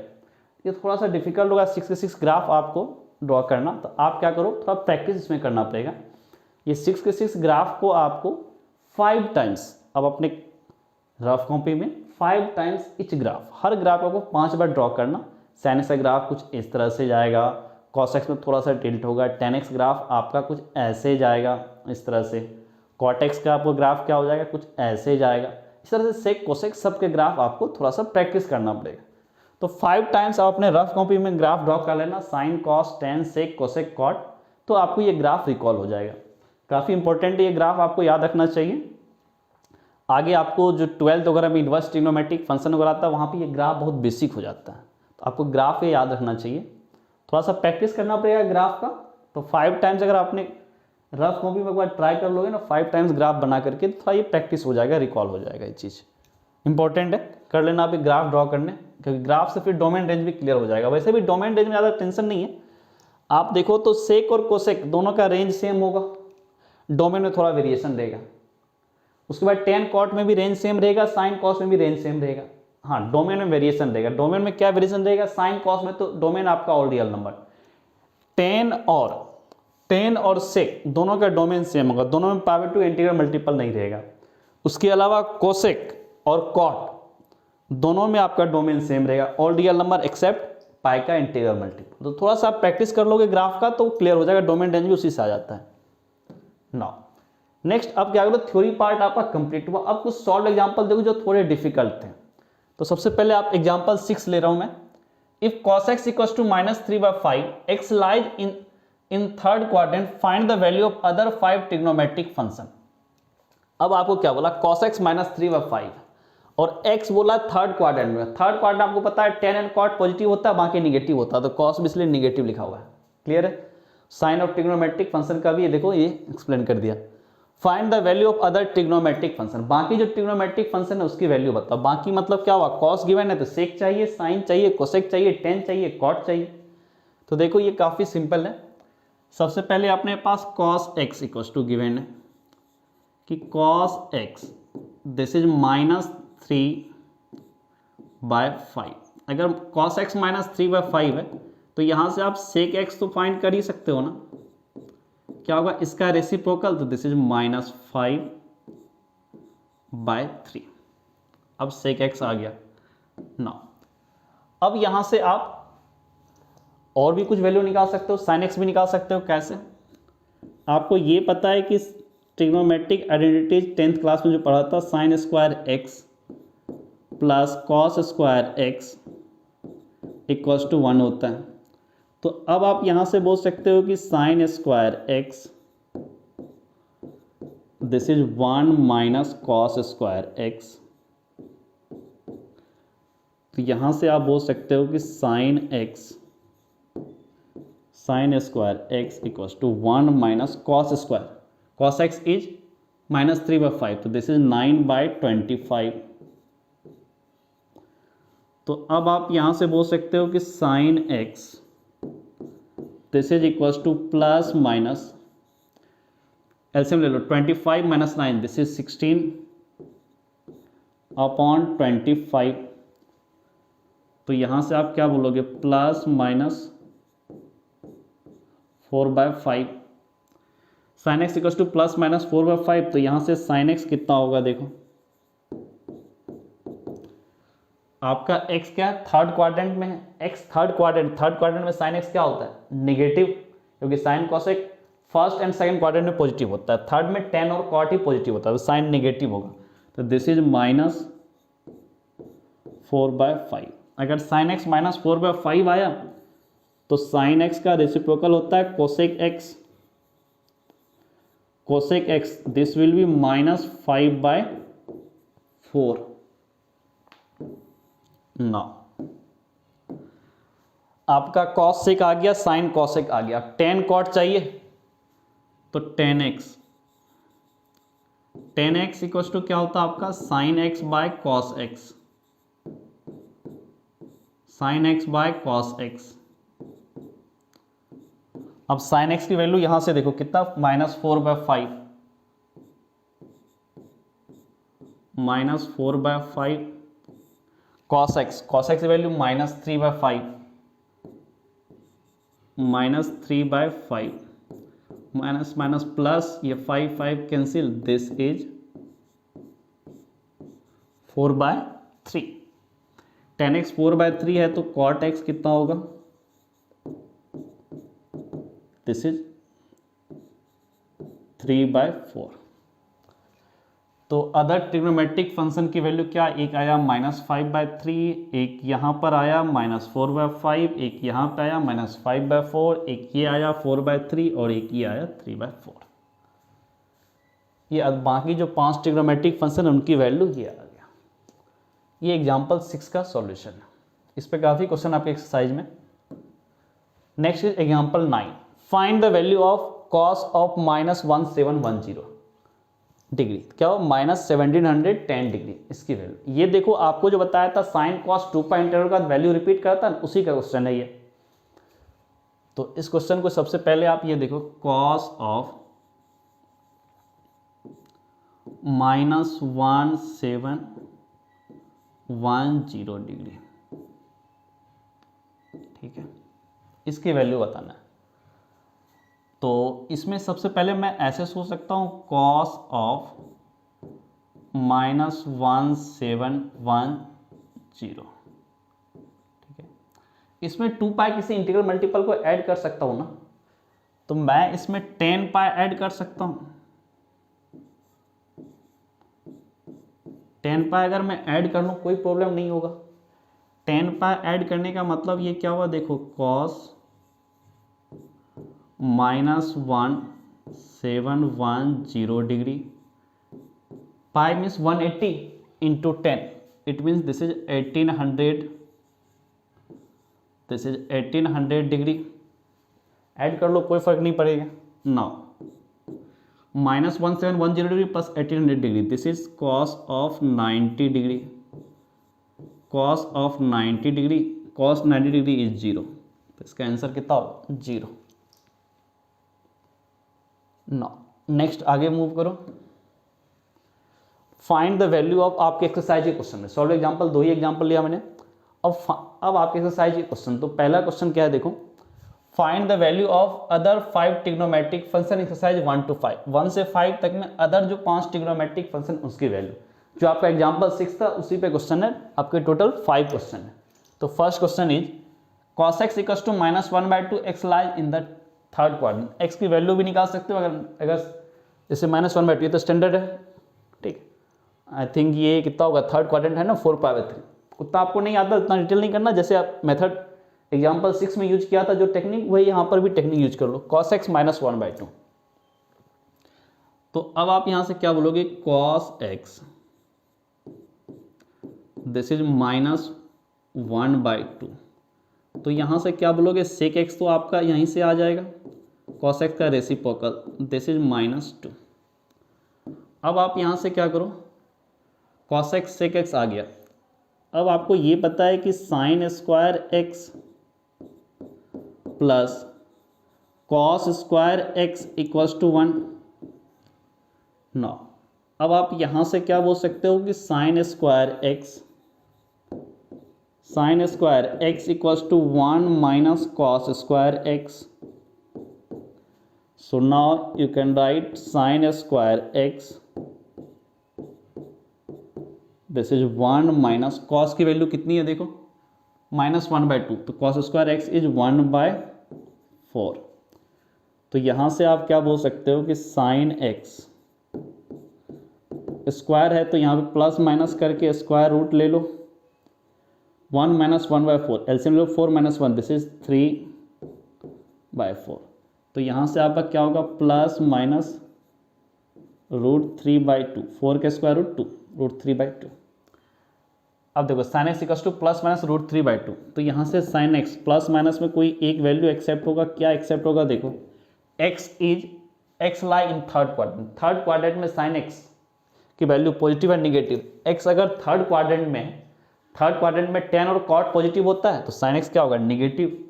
सो this is -√3/2, sin x is -√3/2। अगर sin x -√3/2 है तो cosec x भी आपका आ जाएगा, cosec x क्या होगा, sin x का रेसिप्रोकल, दिस इज -2/√3। अब यहाँ से आप tan और cot निकाल लो, sin cosec आ गया, cos sec आ गया। तो अब यहाँ से आप tan कैसे निकालोगे, देखो tan x equals to sin x upon cos x। sin x यहाँ पे देखो -√3/2, this is -√3/2 upon cos x, cos x value -1/2, 2 cancel out, minus minus cancel out, this is equals to √3। tan x अगर √3 आया तो cot x क्या होगा, cot x equals to 1/tan x होता है cot x, दिस इज 1/√3। ये देखो जो आपके अदर 5 ट्रिग्नोमेट्रिक फंक्शन थे उनकी वैल्यू, एक तो आया sec x यहाँ पे आया, फिर आपका sin x यहाँ पे आया, फिर आपका यहाँ पे cosec x आ गया, फिर यहाँ tan x आया, फिर यहाँ पे 1/√3 cot x आया। 5 trigonometric function, other trigonometric function उनकी वैल्यू आ गई। ये क्वेश्चन नंबर 1 का सॉल्यूशन है। नाउ क्वेश्चन नंबर 2 की तरफ मूव करो। क्वेश्चन नंबर 2 क्या बोला, sin x equals to 3/5 x lie in the second quadrant, x second quadrant में और sin x की वैल्यू 3/5। 3/5 देखो कोई स्टैंडर्ड नहीं है, हालांकि 37 के आसपास जो आप फिजिक्स में पढ़ते हो 37 डिग्री होता है, बट आपके क्या बोलो आपके इसमें नहीं है, आपके मैथ में ज़्यादा यूज नहीं होता है 37 डिग्री, ये फिजिक्स वाले यूज करते हैं उसको। तो उसमें आगे देखना सिंपल, इसमें एंगल से मतलब ही नहीं है। sin x 3/5 x lie in the second quadrant, x आपके सेकेंड क्वाड्रेंट में, इतना आपको पता है, sin x 3/5, बाकी ट्रिग्नोमेट्रिक फंक्शन आप बताओ। तो आप सबसे पहले क्या लिखो, sin x इक्वल्स टू 3/5। अगर sin x 3/5 है तो यहाँ से आप cosec x तो बता ही सकते हो, cosec x क्या होगा, जस्ट रेसिप्रोकल 5/3 ना अब साइन एक्स ये आ गया, तब आपके पास जो फॉर्मूला है कि sine square x plus cos square x, जो ट्रिग्नोमेट्रिक आइडेंटिटीज था आपने 10th क्लास में पढ़ा था, उसको मैं यूज कर रहा हूँ। यहाँ से आप बोलोगे cos square x, this is 1 minus sine square x, 1 minus sine square x. So यहाँ से आप क्या बोलोगे, cos square x equals to 1 minus sine x की वैल्यू 3/5, तो साइन स्क्वायर एक्स इज 9/25, 9/25। तो यहाँ से आपका क्या होगा, cos x, this is plus minus square root of, LCM ले लो 25 माइनस 9, दैट इज 16/25। तो यहाँ से क्या होगा, प्लस माइनस 4/5। अब देखो x क्या बोला, second quadrant, x second quadrant में cos x की वैल्यू क्या होगा, सेकेंड क्वाड्रेंट में आपका साइन एंड cosec पॉजिटिव होता है, तो cos x क्या होगा, नेगेटिव। So this is -4/5। अगर cos x -4/5 आया तो cos का रेसिप्रोकल आपका क्या होगा, sec x, sec x equals to -5/4। ना अब tan और cot अपने को चाहिए, तो tan एंड cot के लिए आप क्या करोगे, सबसे पहले tan x,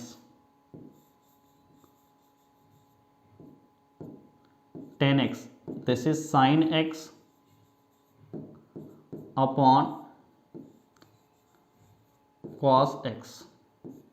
तो sin x आप देखो कितना है, sin x 3/5, sin x is 3/5 upon cos x, this is -4/5, -4/5, 5 cancel out, तो this is 3 upon -4, this becomes -3/4। ये आ गया tan x। अगर ये tan x आया तो cot x यहाँ से आप फाइंड कर सकते हो, 1/tan x, this is -4/3।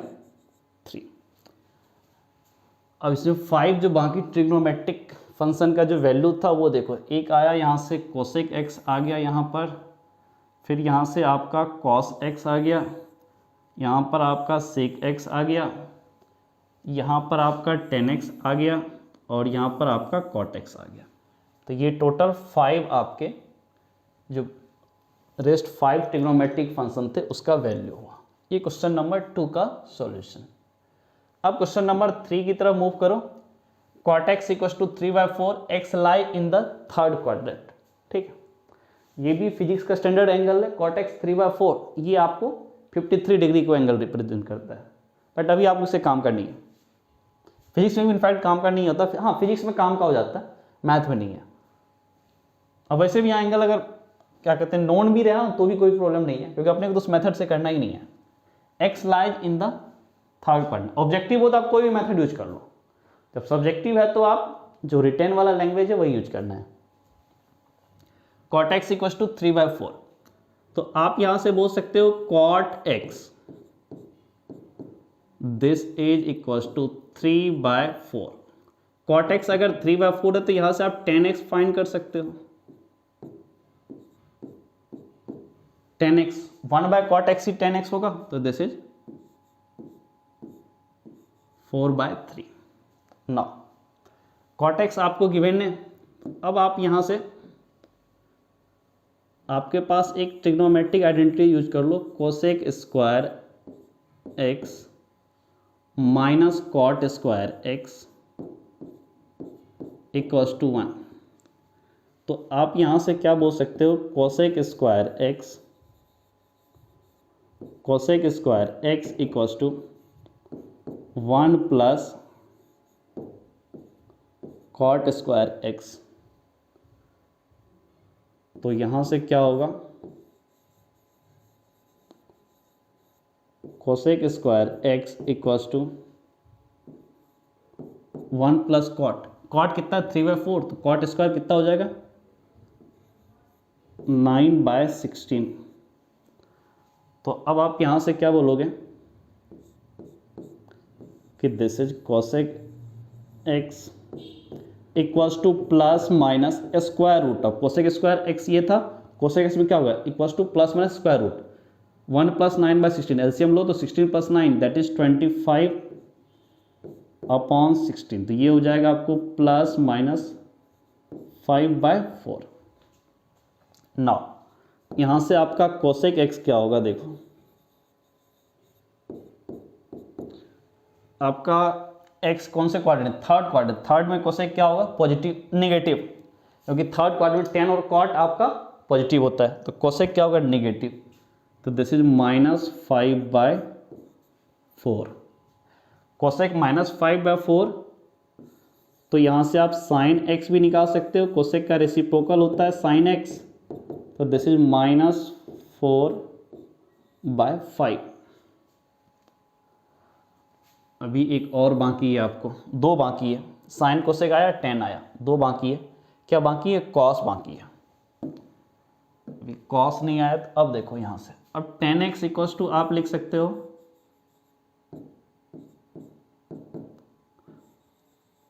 This is sine x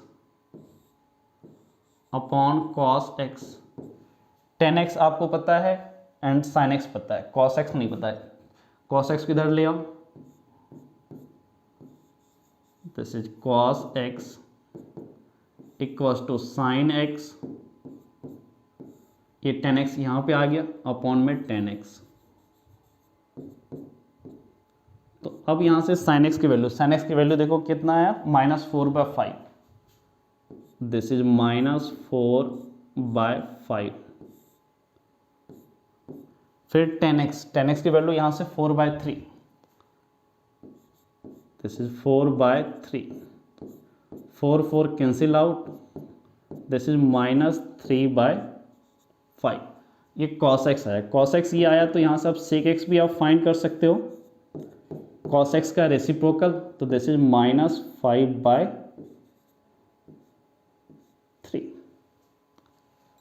तो cot x आपका 3 और 4, बाकी जो 5 ट्रिग्नोमेट्रिक फंक्शन है वो क्या क्या है, यहाँ से 10x यहाँ पर आया,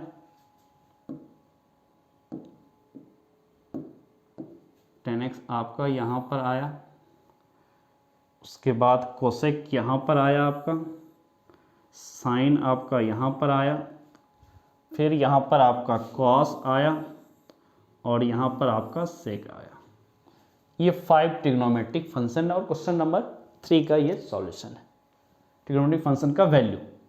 अब क्वेश्चन नंबर 4 की तरफ मूव करो, तो क्वेश्चन नंबर 4 में देखो क्या बोल रहा है, sec x equals to 13/5, x lie in the fourth quadrant, x आपका फोर्थ क्वाड्रेंट में, sec x 13/5, वैसे भी फोर्थ क्वाड्रेंट में आपको cos एंड sec पॉजिटिव होता है, इसलिए sec x भी देखो पॉजिटिव है।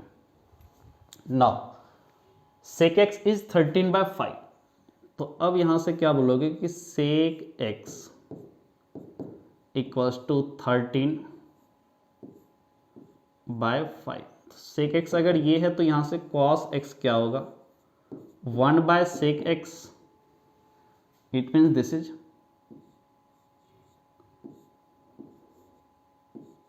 5/13, ये cos x हो गया, एक वैल्यू तो आ गई, बाकी आप कैसे निकालोगे तो वो देखो, आप ये बोल सकते हो कि sine square x plus cos square x equals to 1, आपको cos x पता है, अगर आपको cos x पता है तो यहाँ से आप साइन स्क्वायर x निकाल सकते हो, this is 1 minus cos square x, फिर यहाँ से आप बोलोगे कि sine square x, this is 1 minus cos की वैल्यू आपकी कितनी है 5/13, तो दोनों 5/13 का स्क्वायर कर लो, दिस इज 25 अपॉन 13 का स्क्वायर, दिस इज 169, अब यहाँ से क्या होगा, this is sign square x, तो यहाँ पे साइन x कर लो और स्क्वायर रूट में ले लो, plus minus square root 169 minus 25, this is 144 upon 169, आपको 144 से लग रहा है 12 का स्क्वायर है, सो दिस इज प्लस माइनस 12/, 13, तो यहाँ से साइन एक्स, यहाँ से sine x. Now x in fourth quadrant, fourth quadrant में साइन एक्स क्या होता है, negative, this is -12/13। Sine x -12/13 है, तो यहाँ से आप कोसेक एक्स भी निकाल सकते हो, दिस इज कोसेक एक्स, तो ये कितना होगा, -13/12। अब साइन कोसेक भी आ गया यहाँ से। अब अपने को क्या बचा, सेक कॉस है, साइन कोसेक, टेन और कॉट बचा। तो टेन और कॉट के लिए आप क्या करो, यहाँ से tan x equals to sine x by cos x, sine x by cos x. Sine x देखो अपने पास कितना, sine x is -12/13, so this is -12/13 upon cos x, cos x is 5/13, 5/13, 13 cancel out, this is -12/5, -12/5 ये 10x आया, तो यहाँ से cot x, अब क्या बोलोगे, cot x this is -5/12, reciprocal ले लो 10x का, sec x 13/5, तो ये बाकी 5 रहे आपके अदर ट्रिग्नोमेट्रिक फंक्शन की वैल्यू, जिसमें पहला cos x आपका यहाँ है 5/13, फिर sin x आपका यहाँ है, cosec x यहाँ पर है, एंड tan x आपका यहाँ है, और cot x आपका यहाँ पर है। ये बाकी 5 ट्रिग्नोमेट्रिक फंक्शन की वैल्यू आ गया। अब नेक्स्ट क्वेश्चन की तरफ मूव करो, क्वेश्चन नंबर 5। क्वेश्चन नंबर 5 क्या बोल रहा है, tan x equals to -5/12 x lie in the second quadrant. Second quadrant में साइन एंड कोसेक पॉजिटिव होता है, tan x यहाँ पे निगेटिव है, क्योंकि tan की क्या होगा, सेकेंड क्वाड्रेंट में आपका tan निगेटिव है, इसलिए माइनस साइन लगा होगा, -5/12, tan x की वैल्यू निगेटिव होगा, tan और cot यहाँ पॉजिटिव होगा, सॉरी tan और cot नहीं, साइन और कोसेक पॉजिटिव होगा, tan और cot या फिर आपका कॉसेक निगेटिव होगा सेकेंड क्वाड्रेंट में। सेकेंड क्वाड्रेंट में सिर्फ साइन एंड कोसेक पॉजिटिव होता है। So now tan x is -5/12, tan x this is -5/12, tan x अगर -5/12 आया तो यहाँ से आप cot x फाइंड कर सकते हो, दिस इज -12/5, रेसिप्रोकल आपको लेना है 1/tan x।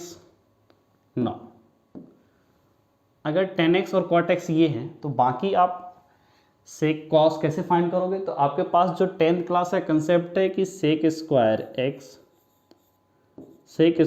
x minus tan square x equals to 1। तो यहाँ से आप क्या बोलोगे कि sec square x this is equals to 1 plus -tan इधर आया तो प्लस tan स्क्वायर x, ये लिख सकते हो। यहाँ से आप बोल सकते हो कि sec square x equals to 1 plus tan x की वैल्यू कितनी है, -5/12, तो tan स्क्वायर x कितना हो जाएगा, 25, -5 का स्क्वायर 25 और 12 के स्क्वायर 144, ठीक है। तो यहाँ से बोल सकते हो sec x इक्वल्स टू, अब प्लस माइनस स्क्वायर रूट लगा लो, स्क्वायर को हटाया तो एलसीएम ले लो, 144 प्लस 25 दैट बिकम्स 169 अपॉन 144, तो ये कितना हो जाएगा, प्लस माइनस 13/12। यहाँ से आप देखो sec x क्या होगा, प्लस में या माइनस में, कौन सा क्वाड्रेंट है, सेकेंड क्वाड्रेंट में sec क्या होगा, नेगेटिव, तो दिस इज -13/12। sec x अगर -13/12 आया तो यहाँ से cos x भी निकाल लोगे रेसिप्रोकल लेकर के, सो cos x इक्वल्स टू -12/13, ये cos sec आ गया। अब देखो tan cot आ गया, cos sec आ गया, अब क्या बचा sin। तो sin को आप कैसे निकालोगे, देखो अपने पास एक फॉर्मूला है कि tan x equals to sin x by cos x। अपने को tan x पता है एंड cos x पता है, तो cos x उधर मल्टीप्लाई कर दो तो क्या होगा, tan x into cos x equals to sin x या फिर आप ये बोलो कि sin x equals to tan x into cos x। ठीक है, अब यहाँ से आप बोलोगे tan x की वैल्यू देखो, tan x की वैल्यू यहाँ पे -5/12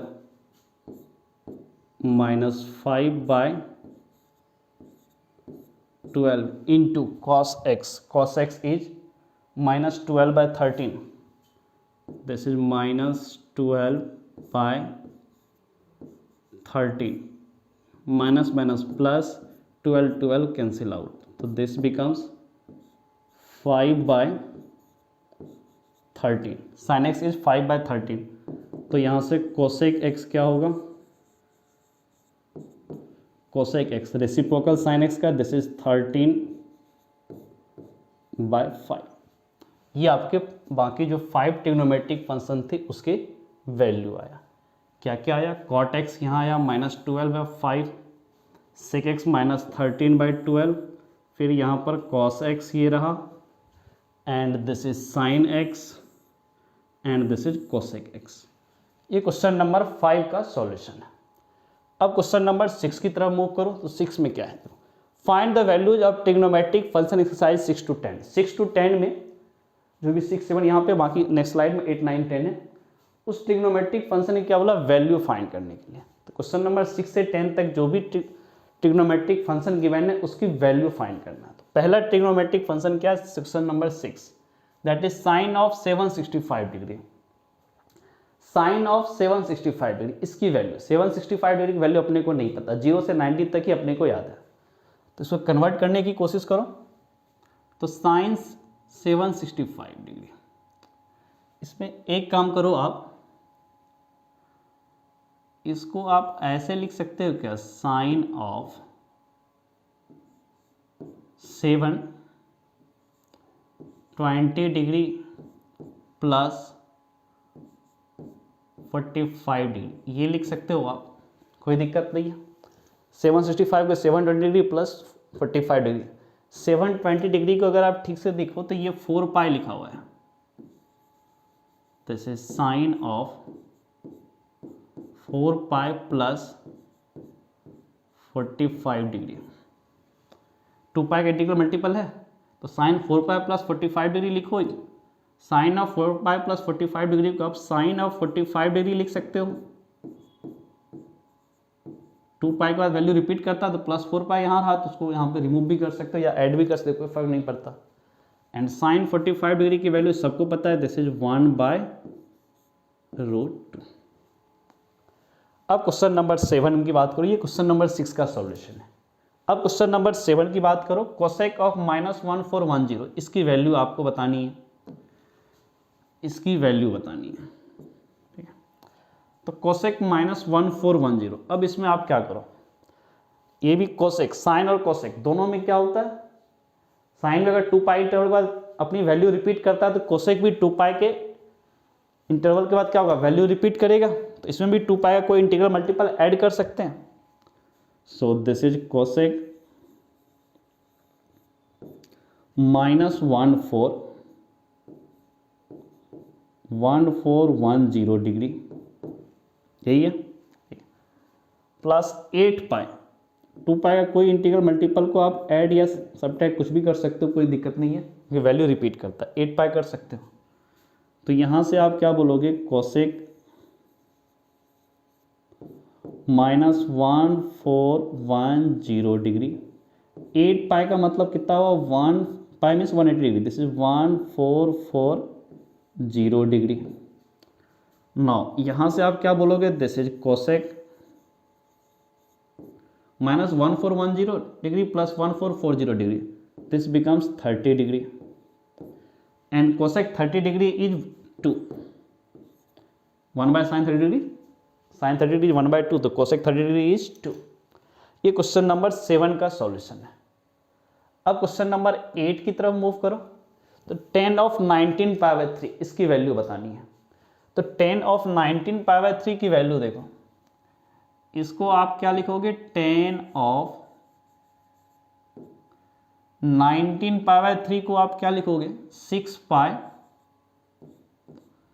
प्लस पाई बाय 3 आप लिख सकते हो। 6 पाई देखो पाई का इंटीग्रल मल्टीपल है, 10 में पता है आपको कि 10x में क्या होता है कि 10 जो है ना आपका पाई के बाद अपना वैल्यू रिपीट करता है। तो 6 pi plus pi by 3, tan of 6 pi plus pi by 3, इसको आप लिख सकते हो tan of pi by 3, tan of pi by 3, tan pi by 3 is tan 60 degree, that is √3। ये क्वेश्चन नंबर 8 का सॉल्यूशन हो गया। अब क्वेश्चन नंबर 9 की तरफ मूव करो, तो क्वेश्चन नंबर 9 क्या बोल रहा है देखो, sine of minus 11 pi by 3 इसकी वैल्यू, तो sine of minus 11 pi by 3, minus 11 pi by 3, sine भी आपका क्या होता है 2 पाई के बाद अपनी वैल्यू रिपीट करता है। इसमें 2 पाई का कोई इंटीग्रल मल्टीपल को इसमें ऐड कर लो, कोई फर्क नहीं पड़ता। तो अब इसमें आप ऐड कर लो प्लस 4 पाई, तो दोनों की वैल्यू सेम होगा, कोई अंतर नहीं होगा, इसमें कोई डिफरेंस नहीं होगा, दोनों की वैल्यू सेम रहेगा क्योंकि 2 पाई के बाद साइन की वैल्यू रिपीट करता है। Minus 11 pi by 3 plus 4 pi, this is pi by 3, sine pi by 3, this is √3 by 2। अब नेक्स्ट आगे बढ़ो, question number 10, cot of minus 15 pi by 4 इसकी वैल्यू। तो अब आप इसमें भी क्या करो, कॉट, tan या कॉट दोनों पाई इंटरवल के बाद वैल्यू रिपीट करता है, तो इसमें भी कुछ पाई के किसी इंटीग्रल मल्टीपल को ऐड या सब्ट्रैक्ट कर दो, कोई फर्क नहीं पड़ता है क्योंकि वैल्यू रिपीट करेगा। तो कॉट माइनस 15 पाई बाय 4 को आप लिख सकते हो cot of minus 15 pi by 4 plus 4 pi, ये बोल सकते हो। अब देखो यहां से आप क्या बोलोगे,